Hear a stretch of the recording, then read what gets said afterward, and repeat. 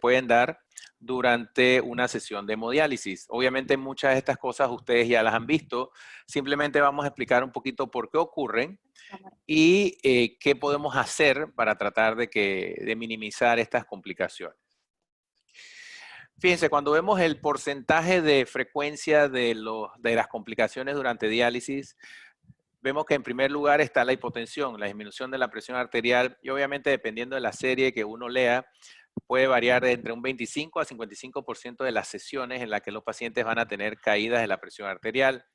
Otras complicaciones o molestias comunes que tienen los pacientes durante las diálisis son los calambres, en segundo lugar, 5 a 20%, náuseas y vómitos de un 5 a 15%, dolor de cabeza un 5%, dolor torácico 2 a 5%, picazón 5%, fiebre y escalofríos. En esta serie en particular era menos de 1%, pero ustedes saben que en las unidades de nosotros lamentablemente tenemos un sobreuso de pacientes con catéteres de diálisis y eso nos crea un porcentaje muchísimo más alto de pacientes con fiebres y escalofríos durante diálisis.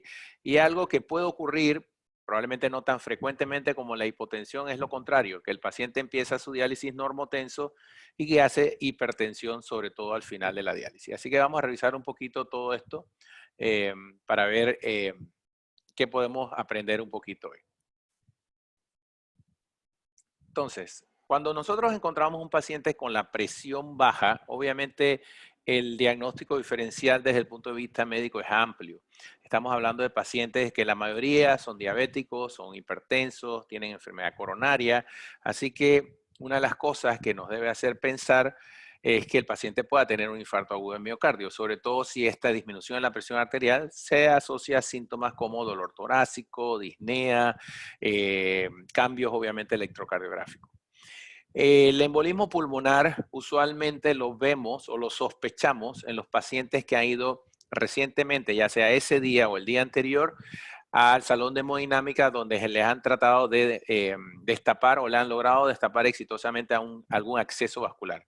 Las fístulas y los injertos cuando se tapan se llenan de coágulos y los radiólogos cuando manipulan a estos pacientes en las salas hemodinámicas tratan de sacar los coágulos, pero algunos de estos coágulos a veces se van al pulmón y pueden producir embolia pulmonar. Así que si el paciente tiene una historia de que ese día o el día anterior le hicieron algún procedimiento en el acceso vascular, obviamente el embolismo pulmonar entraría dentro de las posibilidades del diagnóstico diferencial. El embolismo aéreo, vamos a comentar un poquito más adelante. Sangrados, obviamente el sangrado es algo evidente, ¿no? Es algo que uno puede ver, el paciente viene con melena o viene con hematoquesia o ha estado con rectorragia. Entonces es mucho más evidente un paciente que te dice que ha estado sangrando, a veces no lo dicen y llega hipotenso al tratamiento. Los taponamientos cardíacos son los casos que vamos a ver, sobre todo en los pacientes que empiezan catastróficamente, los pacientes que están muy urémicos. Esta uremia produce irritación del pericardio y eso hace que haya sangrado en la membrana pericárdica y ese taponamiento puede producir hipotensión. Y por supuesto, quizás lo que más vemos nosotros son las sepsis, muchas veces asociadas a los catéteres. Ahora, ¿por qué? Para explicar un poquito ¿qué ocurre durante la ultrafiltración? En estas van a haber varias gráficas como estos en los cuales, para que estemos claros, este es el líquido o el fluido que está en el intracelular, dentro de la célula. Este es el líquido que está en el extracelular y esto es lo que está en el intravascular. ¿Qué ocurre? Nosotros cuando hacemos diálisis solamente afectamos lo que está en el intravascular, es decir, la modificamos tanto la urea, los electrolitos, el ácido base y el líquido que está en la sangre. Pero a su vez tiene que haber un recambio. Yo saco con la diálisis, saco el exceso de agua, saco el exceso de sal, pero tiene que haber un rellenado de lo que es el líquido extracelular hacia el intravascular. La velocidad con la cual esto ocurre varía entre cada paciente. Y dependiendo de esa velocidad de rellenado, asimismo van a ser la frecuencia de las complicaciones, sobre todo de hipotensión. Por ejemplo, ustedes todas han visto que hay pacientes que se sientan en la máquina y que pierden 10 libras en una sesión de diálisis, 5 litros y no les pasa absolutamente nada, se paran y se van caminando y como si no les hubiera hecho nada, mientras que hay otros pacientes que no toleran ni siquiera 2 litros de ultrafiltración. Tiene que ver mucho con este fenómeno de llenado del extracelular al intravascular. Entonces, ¿por qué los pacientes hacen hipotensión? Bueno, la principal causa es la excesiva ganancia de peso interdialítica. ¿Qué ocurre? Cada vez es más difícil para los pacientes a medida que van dejando de orinar restringir los líquidos, sobre todo porque les cuesta mucho restringir la sal, que es lo que más sed le da. Entonces eso hace que los pacientes, como ustedes han visto, lleguen con ganancias que van desde 8, 10, 12 libras entre una diálisis y otra. Y eso explica perfectamente que si yo no puedo sacar tanto líquido en una diálisis sin evitar tener complicaciones. Lo otro son los tiempos cortos de tratamiento. En hemodiálisis no hay tal cosa como sobredosis de diálisis. Es decir, cuando los riñones funcionan normalmente, trabajan 24 horas al día, 7 días a la semana. Cuando hacemos hemodiálisis, 4 horas a la semana, realmente estamos ofreciendo 12 horas de tratamiento a la semana. Comparativamente, eso representa, si acaso, el 10% de lo que hacen los riñones normalmente. Entonces, cuando el paciente, además de eso, te pide, no, doctor, bájeme media hora o bájeme una hora, yo solo quiero 3 horas, realmente estamos acortando mucho el tiempo y si vamos a tratar de sacar la misma cantidad de líquido en menos tiempo, por supuesto, vamos a tener más riesgo de hipotensión. El peso seco inapropiado, por eso es que insistimos tanto o tratamos en la medida de hacer las citas por lo menos cada 2 meses o mensualmente sería ideal, porque el peso seco es una medida dinámica. A medida que el paciente empieza diálisis, mejora el apetito, empieza a aumentar de peso, pero ya no en líquido, sino en masa magra, hay que subirles el peso seco. Y lo contrario también es cierto, los pacientes que se desnutren, hay que irles bajando el peso seco. Entonces, muchas veces el peso seco está inapropiado porque el paciente tiene 6 meses que no va a la cita y no hemos podido hacer el ajuste requerido. Lo que les comentaba anteriormente, el rellenado vascular lento, si el paciente presenta estas características de que no llena mucho el líquido extracelular al intravascular, obviamente aumenta el riesgo de hipotensión. Y también la pérdida de sodio y de urea en el líquido extracelular. Entonces, no importa con quién estén lidiando, aquí está la enfermera diciéndole al paciente que tienes que hacerte tus 4 horas, no importa qué día sea, si eres Santo Claus y el 24 de diciembre, el tratamiento dura 4 horas y tienes que completar tu tratamiento. Y fíjense, para que lo vean numéricamente, el volumen circulante efectivo, lo que está en el intravascular, son alrededor de 5 litros, ¿de acuerdo? Con un hematocrito de 30%, esto quiere decir que el volumen plasmático es de 3.5 litros. O sea que si yo le saco a un paciente más de 3.5 litros, probablemente estoy sacándole más de lo que pueda tolerar con su volumen circulante efectivo. Por eso es que tratamos de evitar más de estas cantidades cuando se excede mucho el volumen del plasmático circulante. Y debe ocurrir un alto rellenado, que ya lo hemos hablado del volumen plasmático, para que no caiga la presión arterial. ¿Qué podemos hacer? Bueno, ya ustedes saben todo lo que hay que hacer. Esta es la maniobra de Trendelenburg. Esta no es la sala de hemodiálisis del complejo, pero se parece. Aquí está el paciente con los pies en elevación. Lo que hacemos al poner el paciente en Trendelenburg básicamente es aumentar el retorno venoso, o sea, toda la sangre que está en las piernas regresa más rápido al lado derecho del corazón y obviamente eso mejora el gasto cardíaco. Entonces, el tratamiento, como ustedes bien saben, elevación de las piernas. Podríamos usar un poquito de volumen. Se ha visto que, por ejemplo, cargas muy pequeñas de salina, de 100 cc o 200 cc, puede aumentar el volumen intravascular. Y el uso de albúmina. La diferencia entre usar salina, que es un cristaloide, versus usar albúmina, que es un coloide, está básicamente dada por el volumen. Los viales de albúmina son más pequeños, están más concentrados y en teoría pueden producir más o menos el mismo volumen. En un menor volumen pueden producir el mismo efecto de mejorar el intravascular. Bien, otra causa de hipotensión o otro síndrome que encontramos a veces en los pacientes durante las primeras diálisis, sobre todo es lo que se llama el síndrome de desequilibrio postdiálisis. ¿Esto qué es? La idea del tratamiento de diálisis es que el paciente se sienta mejor, no que el paciente se sienta peor y mucho menos que se muera durante el tratamiento o después, poco después. Muchos de estos pacientes, y nos ha tocado verlos a todos, son pacientes que inician catastróficamente. Eso significa que son pacientes que han postergado la diálisis hasta el último momento y llegan con valores sumamente altos de urea. 100, 200, 255, el último paciente que llegó el fin de semana y que falleció, obviamente, a pesar de la diálisis. Entonces, cuando el cerebro, la urea es un soluto 100% difusible. Significa que si tienes 200 en la sangre, tienes 200 en el cerebro. Cuando tú agarras a este paciente y lo sometes a un tratamiento en el cual implica difusión, es decir, baja rápidamente o muy rápidamente la urea en la sangre, la urea en el cerebro todavía va a quedar alta. Y se cree que esto es lo que produce un conjunto de síntomas neurológicos que van desde náuseas, vómitos, dolor de cabeza, hasta convulsiones, estupor y coma. Y esto lo vemos inmediatamente después que el paciente hace su primera o su segunda diálisis y se debe a que ocurre un edema cerebral agudo. Y esto es lo que puede llevar incluso a la muerte del paciente. Como dije anteriormente, ocurre con pacientes que tienen niveles de ácido muy altos. Y esta es la explicación. Fíjese, volvemos a el mismo cuadro. Esta es la célula, el intracelular. Este es el extracelular y este es el intravascular. Recordamos siempre que en la diálisis solamente afectamos el intravascular.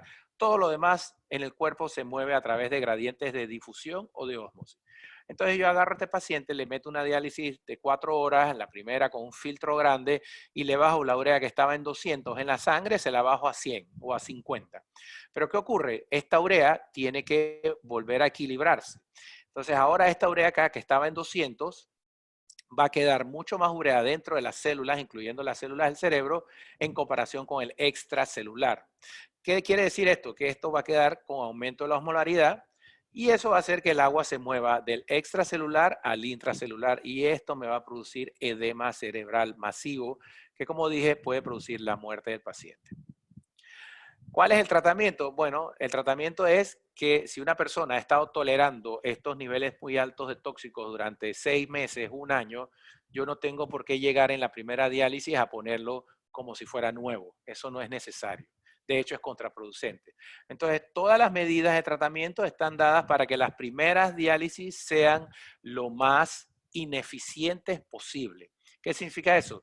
Flujos sanguíneos bajos, dializadores pequeños, tiempo de tratamientos cortos y tratar de usar algún agente que tenga un componente osmótico, por ejemplo, como el manitol, con la intención de que a medida que voy bajando la urea en la sangre, la osmolaridad no cambie mucho y de esa manera no tengamos cambios bruscos entre el intravascular, el extracelular y el intracelular.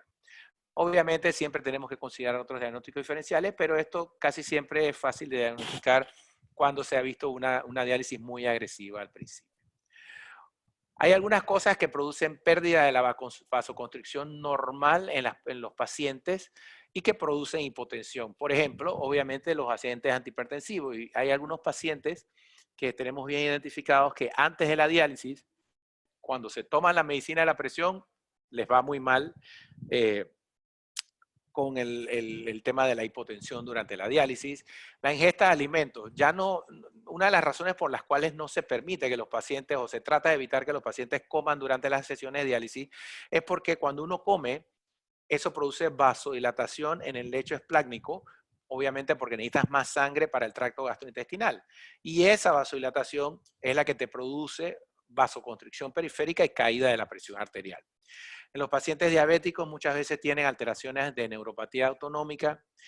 Si aumentas la temperatura del dializado mucho, también pierdes el efecto vasoconstrictor. Cuando nosotros bajamos la temperatura de la solución dializante, lo que estamos buscando no tanto es que le dé el frío al paciente, que muchas veces le da, porque le ponemos la temperatura, por ejemplo, en 35 en vez de 37, la idea es que esa disminución de la temperatura produzca en el organismo una vasoconstricción periférica.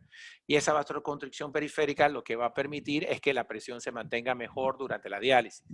Si hacemos lo contrario, si subimos la temperatura, pues va a ocurrir lo contrario. En vez de tener vasoconstricción, vamos a tener vasodilatación. La isquemia tisular, hoy día, cada día sabemos más que la diálisis es un tratamiento, no es fisiológico.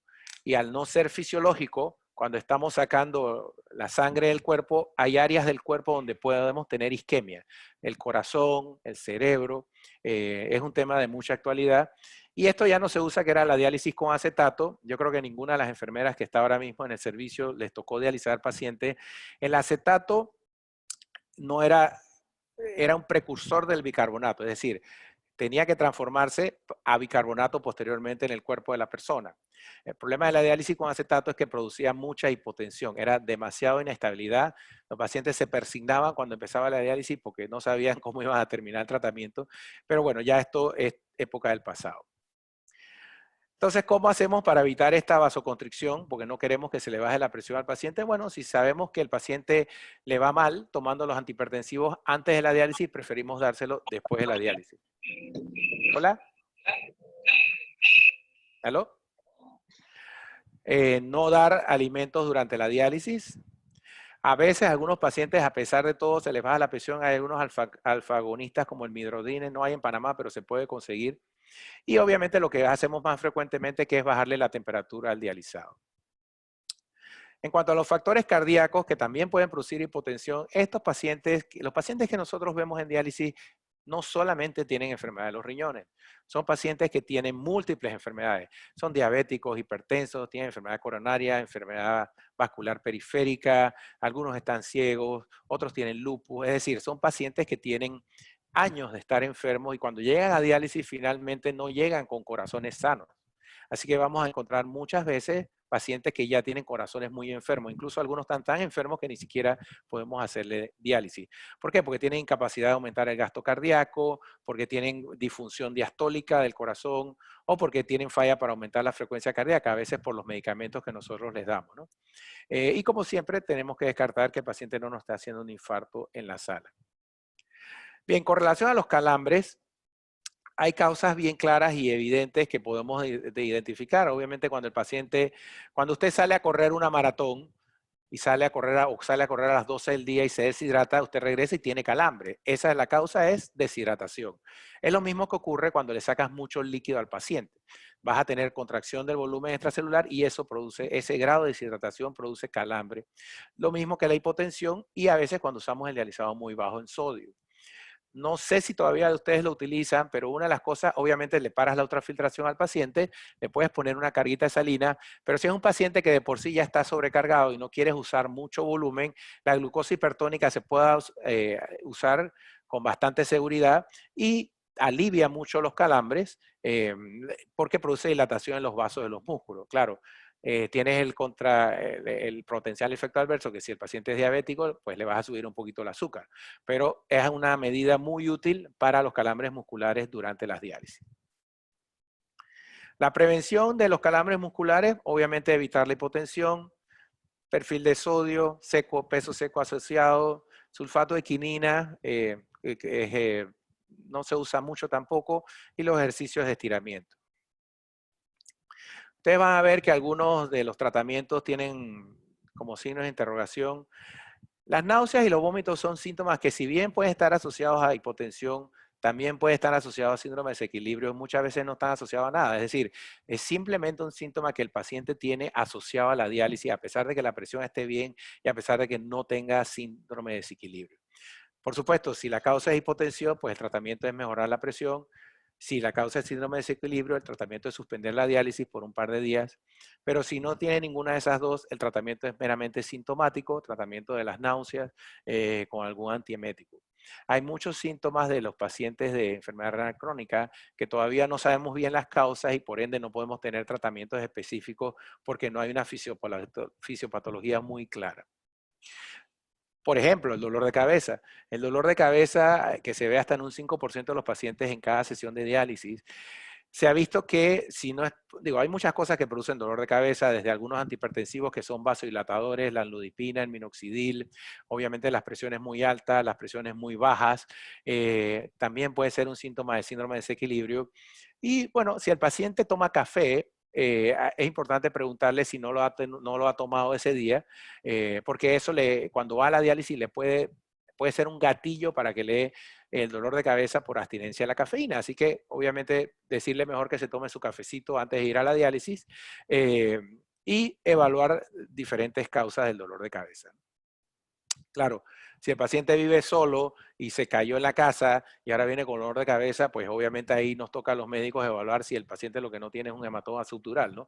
El diagnóstico diferencial es muy amplio, pero este es un síntoma común en algunos pacientes de diálisis. Lo mismo con el dolor torácico, el dolor lumbar. Por supuesto, nosotros siempre vamos a descartar lo más grave. Lo más grave es que el paciente tenga una angina de pecho y que me está haciendo un infarto. Si eso no es, hay otras cosas que no son tan graves, pero que pueden producir dolor torácico e incluso dolor lumbar.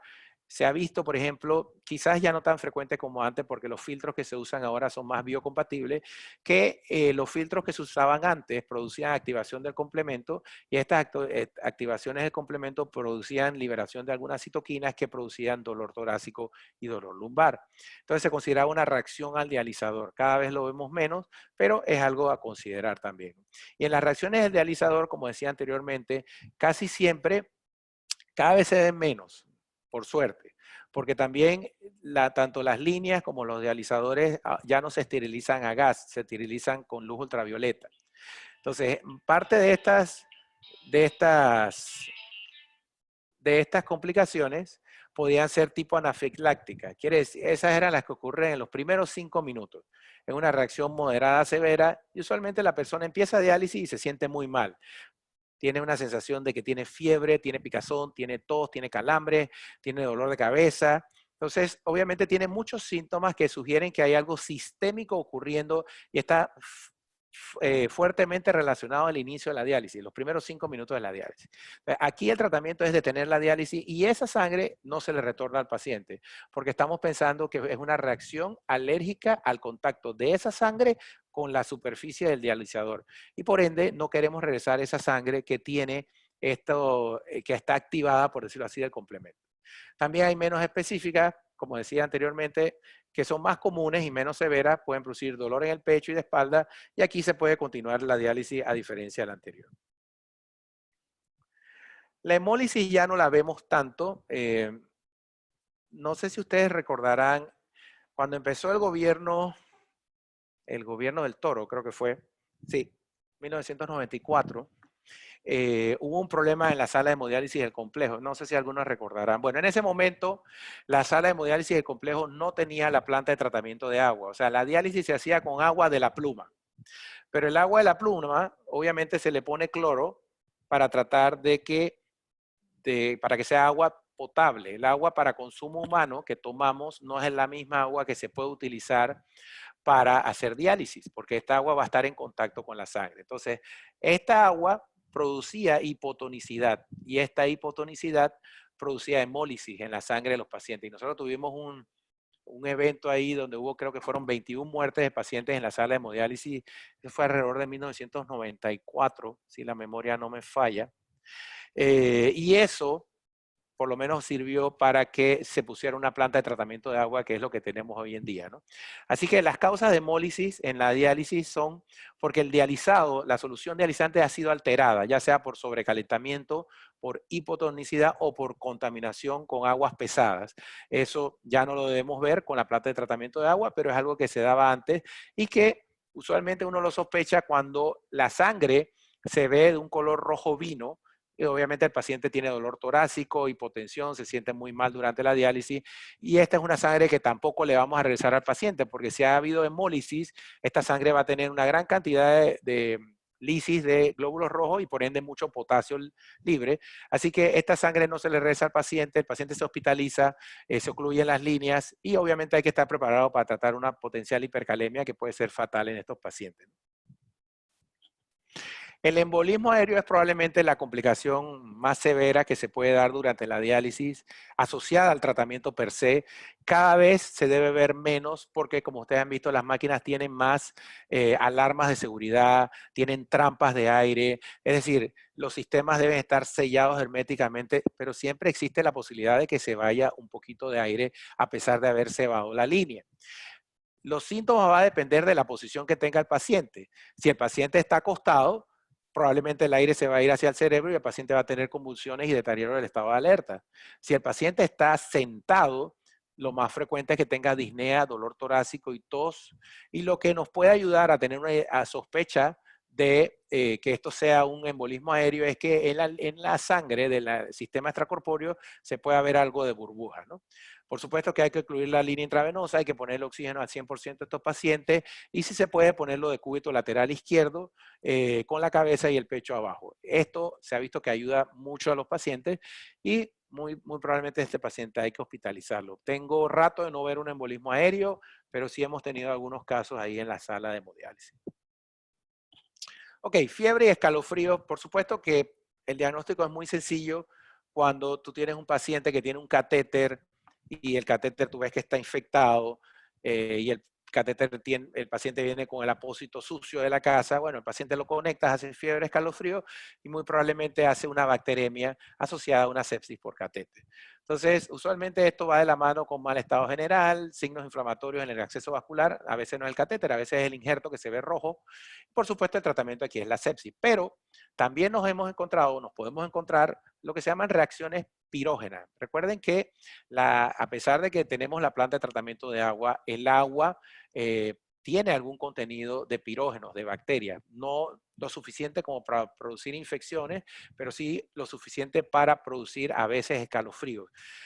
Ante la sospecha siempre tenemos que tomar cultivos. Si los cultivos salen negativos y el paciente solo tiene fiebre durante la diálisis, probablemente se trate de una reacción, de una lesión pirógena asociada al tratamiento y no a una bacteremia o una infección asociada al catéter. Por último, vamos a hablar de un poquito de la hipertensión. Lo más frecuente es que a la gente se le baje la presión en la diálisis, sí, pero también nos ha tocado ver, y estoy seguro que ustedes también, pacientes que empiezan con la presión bien y terminando en la tercera hora o al final terminan hipertensos. Entonces, ¿por qué tienen presión alta todos los pacientes, o el 95% de los pacientes en la diálisis tienen presión alta? Bueno, por ahí un componente de expansión de volumen, de exceso de sal y agua en el cuerpo, porque tienen, tienen mucha aterosclerosis, como dijimos, están muy enfermos, pero además tienen sobreactividad del sistema nervioso simpático, aumento del eje renina, angiotensina, aldosterona.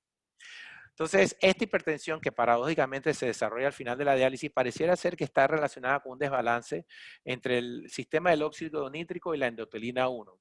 El óxido nítrico debe producir vasodilatación y la endotelina 1 es un potente vasoconstrictor. En algunos pacientes de diálisis tenemos un desbalance por lo que se llama disfunción endotelial y vamos a tener mucha endotelina, es decir, mucha vasoconstricción y poco óxido nítrico, es decir, poca vasodilatación, y esto va a disparar la presión arterial. Porque al final de la diálisis, bueno, en parte puede ser porque ya he sacado líquido y los riñones que ya no funcionan, pero nada más para activar el sistema renina-angiotensina, me pueden aumentar el sistema simpático, mayor renina-angiotensina, mayor hipertensión, y también hay algunos antihipertensivos que se dializan, o sea que el nivel del medicamento en sangre va a estar menor al final de las diálisis. ¿Cuál es el tratamiento óptimo? Bueno, si el paciente, siempre podemos tratar de sacar un poquito más de líquido, si el paciente está sobrecargado, obviamente ya sabemos que un componente importante es el exceso de volumen, así que si sacamos más volumen, pues podríamos bajar un poco más la presión. Se ha visto que el carvedilol, o a veces el labetalol intravenoso, pareciera que puede inhibir la endotelina 1, además de producir efecto antihipertensivo, por eso ustedes ven que lo usamos tanto en los pacientes de diálisis. Y si el sodio alto en la diálisis me evita que la presión se baje, obviamente el sodio bajo en la diálisis podría evitar que la presión se suba. Entonces, estos pacientes que siempre andan con mucha hipertensión tras diálisis, una estrategia podría ser, en vez de usar un sodio en 140, empezar a bajarle poco a poco, por ejemplo, cada 2 semanas el sodio de 139, 138, 100, hasta llevarlo como a 136, y eso en algunos estudios pareciera ser que pudiera ayudar a evitar estos episodios de hipertensión en la diálisis. Entonces, algunas conclusiones, y me interesa mucho ahora la parte de preguntas que ustedes puedan tener al respecto. Las complicaciones relacionadas al tratamiento son frecuentes. Y eso es importante. Creo que una de las cosas, una de las metas que tenemos que hacer a corto plazo es tener un consentimiento informado que no solamente le diga al paciente si quiere acepta hacerse diálisis sí o no, como el que tenemos ahora, sino que incluya las complicaciones y la frecuencia de las mismas y que el paciente entienda que este tratamiento, claro, le va a permitir seguir vivo, va a evitar que muera por uremia, pero es un tratamiento que tiene un porcentaje de complicaciones que pueden ocurrir y que los pacientes y los familiares deben entender al momento de aceptar el tratamiento.